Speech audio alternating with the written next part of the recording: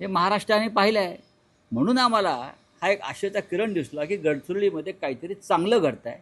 आणि जेव्हा महाराष्ट्रात चांगलं घडतं आहे तेव्हा त्याचं कौतुक शिवसेना प्रमुखांनी वारंवार केलं आहे. आणि त्याच हिंदुहृदय सम्राट शिवसेना प्रमुखांचे आणि माननीय उद्धव ठाकरे यांच्या नेतृत्वाखाली आम्ही काम करतो. राऊत साहेब, मुंबई आणि आसपासच्या परिसरात मराठी अमराठी हा वादाचा मुद्दा दिवसागणिक पेटताना दिसतोय.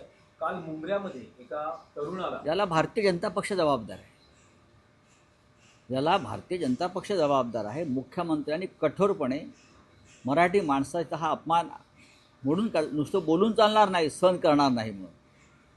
नुसतं बोलून चालणार नाही. ज्या कठोर पद्धतीनं तुम्ही नक्षलवाद मोडणार आहात, ज्या कठोर पद्धतीनं तुम्ही बीडमधला दहशतवाद संपवणार आहात, त्याच कठोर पद्धतीनं मराठी माणसावरचं आक्रमण तुम्ही मोडून काढलं पाहिजे. पण जी घटना घडली, एका फळ विक्रेत्याला मराठीत बोलायला सांगितल्यामुळे एका तरुणाला कान पकडून उठाबशा काढण्याची शिक्षा. बघा, पद्धत चुकत असेल, पण भावना लक्षात घ्या.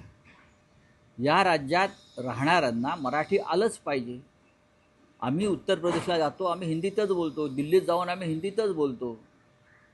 बिहारला जाऊन आम्ही हिंदीतच संवाद साधतो. हे बरोबर आहे.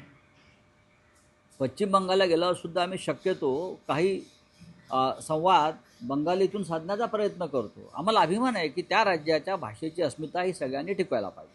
साहेब, पक्षफुटीनंतर पहिल्यांदा शरद पवार आणि भुजबळ हे एका व्यासपीठावर एकत्र येणार आहेत. आज कार्यक्रम आहे. भुजबळ ज्या पद्धतीनं अस्वस्थ